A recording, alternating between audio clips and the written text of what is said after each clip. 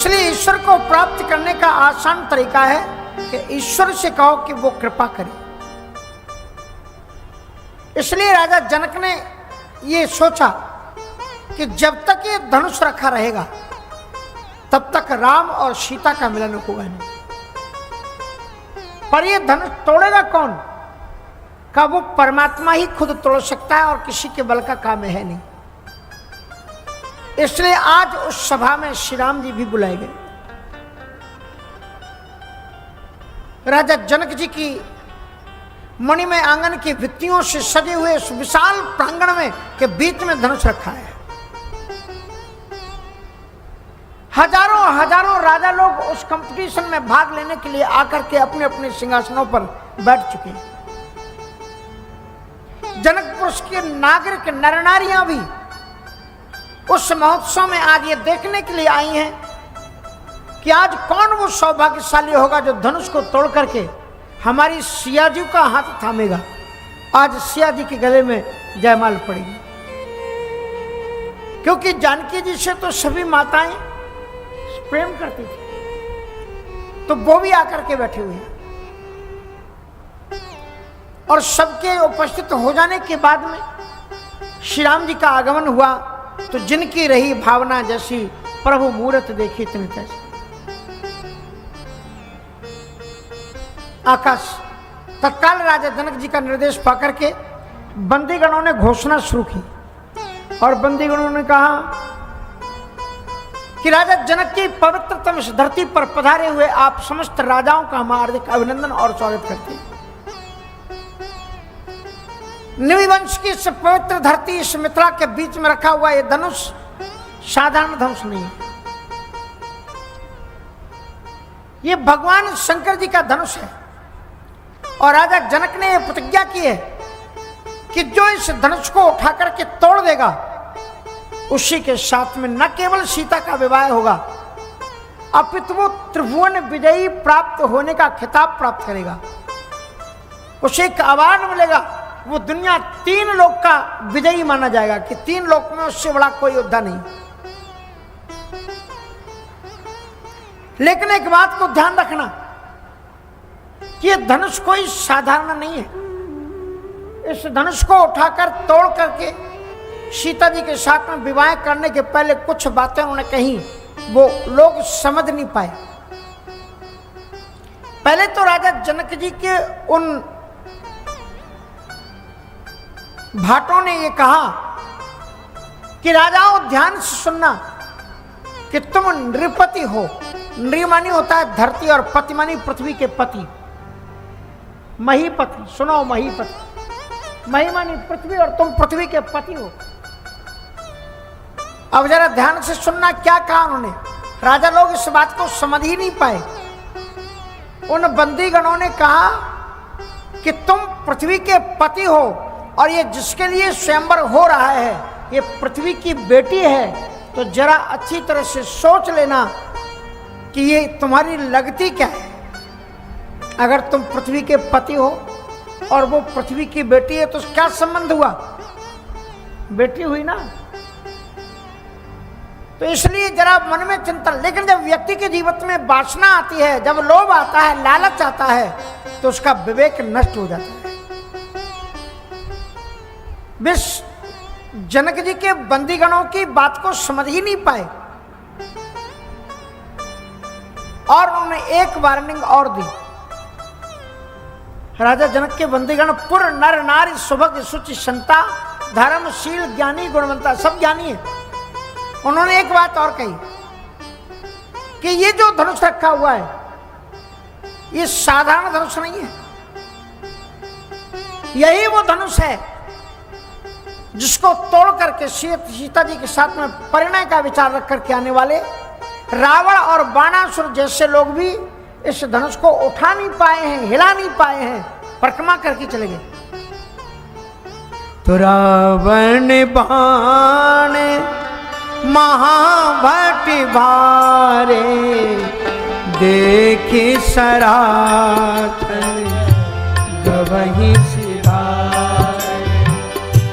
रावण बाण महाभट भारे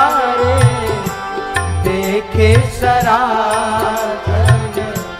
गवही सिधारी। सोई पुरारी को दंडी कठोरा, सोई पुरारी को दंडी कठोरा। राज समाज आज जोई तोरा, राज समाज आज जोई तोरा। त्रिभुवन जय समेति बैदेई, त्रिभुवन जय समेति बैदेई। बिनहि विचार बरिय हटते, बिनहि विचार बरिय हटते। ये चौपाइयां उन्होंने बोली है कि रावण और बाणासुर जैसे राजा लोग, बलवान लोग, तीन लोकमों जे भटमानी तिनकी शकति संबुधन भानी। ये वो धनुष है जो तीनों लोकों में प्रसिद्ध थे। रावण और बाणासुर जैसे योद्धा, उनकी शक्ति को भी इस धनुष ने खंडित कर दिया है। इसलिए the person who knows properly that who is strong than Ravan and Banasur, more than Ravan and Banasur, only that person should come to close this bow, इस धनुष। जो अपने आप को रावण और बाणासुर से भी अधिक शक्तिशाली समझता हो, मेरी प्रार्थना है केवल वे लोग ही इस धनुष के पास में आए, अन्यथा समय बर्बाद ना करें। क्योंकि रावण बाण महाभटभारे, इन दोनों राजाओं की विशेषता है, ये वजन उठाने में बड़े मशहूर थे। रावण कितना वजन उठाता है, जय कौतिक शिव शैल उठावा। खेल खेल में कैलाश उठा लेता है रावण, लेकिन वो रावण इस धनुष की परिक्रमा करके चला गया। सौ ही हार गए कर फेरू। और वो बाणासुर, बाणासुर रावण से भी अधिक शक्तिशाली है। इस बाणासुर ने रावण को हराया भी है। और वो बाणासुर सकै उठाए सुरासुर मेरु, जो सुमेरु पर्वत जो कैलाश से भी बड़ा है, उसको भी उठाने की क्षमता रखता है, वो भी इस धनुष को उठा नहीं पाया है। इसलिए केवल वो लोग ही आए जो अपने आप को रावण और बाणासुर से भी, लेकिन व्यक्ति जब मोहे और जब कामांध हो जाता है तब उसका विवेक नष्ट हो जाता है। मालूम है, राजा जनक जी के बंदीगणों ने बड़े गंभीर शब्द बोले और वो राजा उसका उल्टा अर्थ कर बैठे। वो उन्हें वार्निंग दे रहे थे और वो सोच रहे थे हमारी स्तुति हो रही। जनक जी के बंदीगणों ने कहा कि निप भुज वाला विधु, विधु माने क्या हुआ? बंदीगणों ने कहा, हे राजाओं, तुम्हारी भुजाओं में पलने वाला जो बल है वो विधु, विधु मानी चंद्रमा के समान है। थोड़ी सी आवाज जब गाते हैं तभी उसको ज्यादा करना। निप भुज वाले विधु, तुम्हारा जो ताकत है वो चंद्रमा, अब चंद्रमा के समान कहा तो फूल करके कुप्पा हो, चंद्रमा के समान। बोले तुम्हारी भुजाओं में पलने वाला जो ताकत है वो चंद्रमा के समान है, लेकिन ये धनुष क्या है? बोले नृप भुज बल विधु और शिव धनु राहु। ये धनुष क्या है? राहु है। और राहु क्या करता है? बोले चंद्रमा को ग्रस लेता है। इसलिए धनुष तुम लोगों का गर्व ग्रस लेगा, जरा सावधान रहना। गरुए कठोर विदित सबका हो। लेकिन कहां सुनने वाले थे लोग? भूप सहित कितने राजा थे वहां पर मालूम? एक संख्या तो गोस्वामी तुलसीदास जी ने लिख दी कि 10,000 राजा है। केवल वो राजा लोग ही सीता को प्राप्त करने के लिए नहीं आए। We are also running after the Sita. हम और आप भी निरंतर दिन रात लक्ष्मी के पीछे दौड़ रहे हैं, सीता के पीछे दौड़ रहे हैं, क्योंकि सीता जी के 4 रूप हैं, 4। सीता जी आदि शक्ति हैं। Those are collecting power, the need Sita ji. जो लोग पावर को कलेक्ट, वो सीता जी शक्ति हैं, आदि शक्ति जी जगह उपजाया। और सीता जी क्या है? भक्ति बोले, भक्ति ज्ञान वैराग्य जन। चित्रकूट में उनको बताया गया कि वो भक्ति है।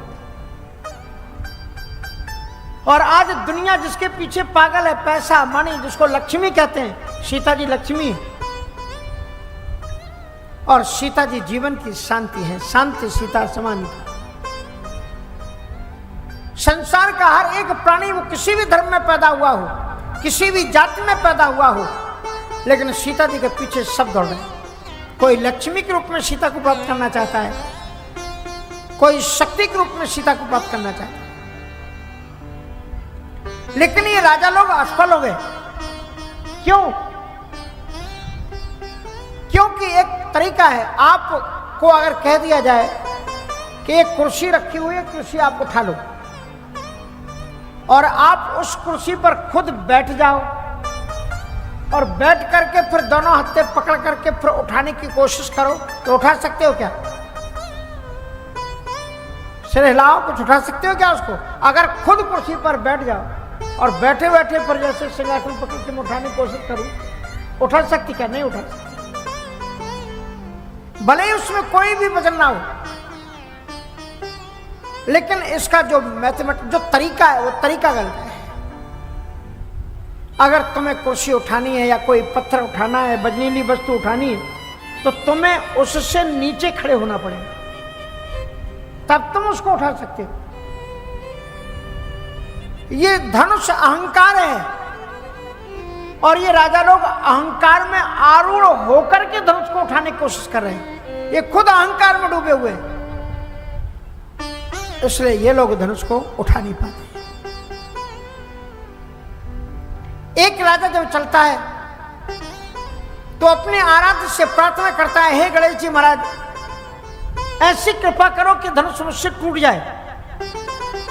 और जब वो कहता है गणेश जी से कि धनुष टूट जाए, तो बचे हुए कितने राजा हैं? 9999। वो कहते हैं, हे गणपति बप्पा मौर्य। गणेश जी ने कहा, क्या बात है, क्यों चिल्ला रहे हो? कहा, ऐसी मेहरबानी करो कि धनुष इससे ना टूटे। अब एक अकेला कह रहा है कि धनुष मुझसे टूट जाए, और वोट का जमाना है, 9999 कह रहे हैं कि इससे धनुष ना टूटे। तो गणेश, तो धनुष ने सोचा क्या करूं, चुप रह गया बेचारा, धनुष नहीं तोड़ पाया, नाक केवल गिर गया, नाक कट गई, पीछे आकर के बैठ गया। अब दूसरे राजा की बारी आई, वो जब चला तो उसने भी अपने आराध्य को मनाया कि कृपा करो धनुष टूट जाए, और पीछे वाले राजाओं ने वही बात की कि धनुष ना टूटे। तब गणेश जी महाराज उस राजा के पास नहीं गए जो धनुष तोड़ने जा रहा था। गणेश जी महाराज उन राजाओं के पास में नहीं गए जो अभी वेटिंग लिस्ट में बैठे हुए थे धनुष तोड़ने के लिए, कह रहे थे धनुष इससे ना टूटे। गणेश जी महाराज उसके पास में गए जो इसके पहले गया था और धनुष नहीं तोड़ पाया था। लज्जित होकर के पीछे बैठ के रो रहा था। गणेश जी उसके पास आए। गणेश जी ने उसके पास में आकर के पूछा कि अब तुम क्या चाहते हो? तुम तो धनुष तोड़ नहीं पाए, अब ये अगला व्यक्ति जा रहा है, इससे धनुष को तोड़वा दें कि नहीं? तो जो राजा धनुष तोड़ नहीं पाया था, हार गया था, वो चरणों में लिपट गया कि हे गणेश जी महाराज, अब जिस धनुष को मैं नहीं तोड़ पाया, अब ऐसी मेहरबानी करो कि उस धनुष को अब कोई ना तोड़ पाए। ये संसार की मैली मानसिकता है। ये राग और द्वेष से भरा हुआ समाज इसीलिए तरक्की नहीं कर रहा है। और ये केवल त्रेता का सत्य नहीं, आज का भी सत्य है। ये भारत जो सोने की चिड़िया है, कल हमारे कितने बड़े बड़े संत महामंडलेश्वर लोग पधारे, क्योंकि महामंडलेश्वर जलेश्वरानंद गिरी जी का महामंडलेश्वर पट्टाभिषेक वहां पर हुआ, तो संतों में बड़ा उत्साह है और आनंद की अनुभूति। संत आया, और सभी संतों के दिल से राम जी की कहानी कब निकली? सबसे ज्यादा क्या निकला? कि देश सुरक्षित कब? क्योंकि यदि देश सुरक्षित होगा तो हमारी आस्था भी सुरक्षित होगी और हमारा धर्म भी सुरक्षित होगा। अगर देश सुरक्षित नहीं होगा तो हम किसी भी चीज को सुरक्षित नहीं रख सकते।